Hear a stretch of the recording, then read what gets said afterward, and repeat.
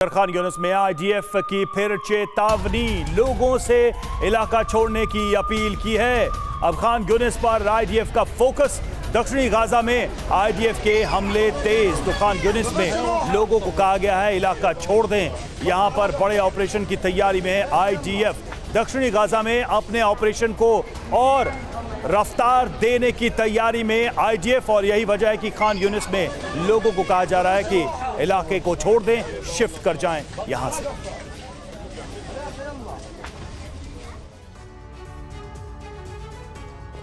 तो देखिए, 42 दिन बाद गाजा में विध्वंस का दूसरा राउंड शुरू हो गया है। ऐसे में कई लोगों के मन में सवाल होगा कि आखिर अब तक क्या चल रहा था और अब क्या नया हो रहा है। तो आइए मैप के जरिए इजराइल के ऑपरेशन को आपके सामने रख देते हैं, समझा देते हैं। सबसे पहले गाजा पट्टी का ये ग्रे एरिया देखिए, ये जो आपको नजर आ रहा है। शुरुआत से अब तक इसी इलाके में ऑपरेशन चल रहा था।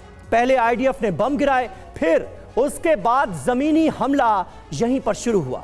अभी भी उत्तरी गाजा सिटी और आसपास के इलाके में जमीन, आसमान और समंदर से हमले जारी हैं। थोड़ी देर पहले हमने आपको तस्वीर दिखाई नॉर्थ गाजा की, लेकिन अब इसके साथ आईडीएफ के ऑपरेशन हमास का दूसरा राउंड शुरू हो गया है, जिसका खान यूनुस इलाके पर निशाना है, क्योंकि इजरायली सेना मान रही है कि उसके कई वांटेड कमांडर और हमास के अहम ठिकाने इस इलाके में हो सकते हैं। ये जो रेड सर्कल का एरिया आप देख रहे हैं, साउथ गाजा का यही एरिया अब आईडीएफ का सबसे बड़ा टारगेट है और ऑपरेशन का नया राउंड यहीं से शुरू हुआ है। खान यूनुस में हमलों से अब तक 26 लोगों की जान गई है। बड़े पैमाने पर यहां ऑपरेशन चल रहा है। इस हमले को लेकर आईडीएफ ने चेतावनी देकर कहा है कि एक तीसरे इलाके का भी जिक्र किया है और खान यूनुस के हिस्से से लोगों को अल मवासी इलाके में जाने को कहा गया है।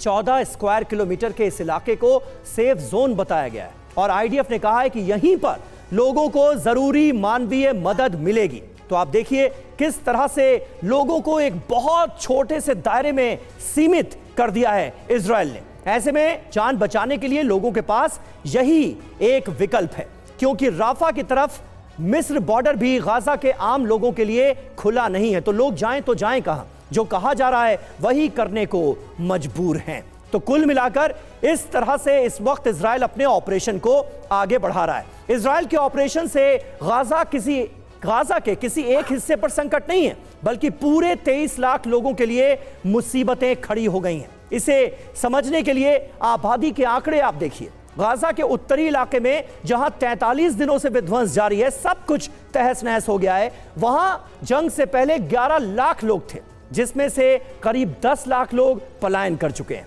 और अब सिर्फ 1 लाख लोग इस इलाके में मौजूद हैं। वो भी कहां हैं, किस स्थिति में हैं, कोई जानता नहीं।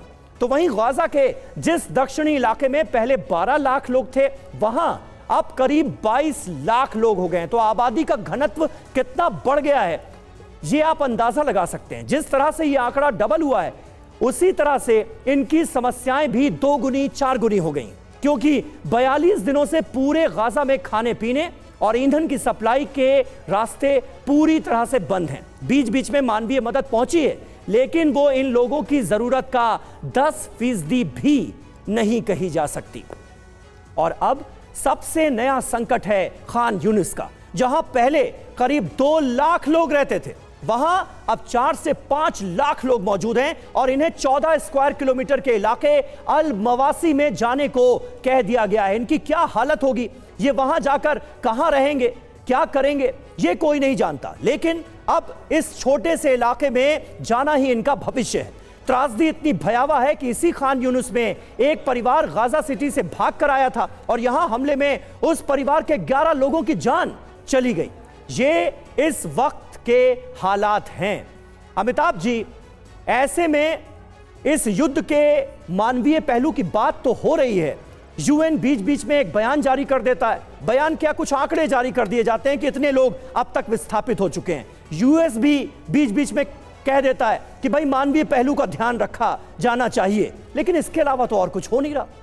देखिए ये समीर, आप अगर देखें तो एक वहशीपने का जवाब वहशीपने से दिया जा रहा है। जो हमास ने किया वो बिल्कुल वहशीपना था, लेकिन इजराइल तो एक राज्य है, वो वहशियों की तरह कैसे एक्ट कर सकता है। और इनके जो बॉस है बाइडेन साहब, वो कहते हैं सीज फायर नहीं होना चाहिए, सीज फायर होने से और बल मिलेगा हमास को।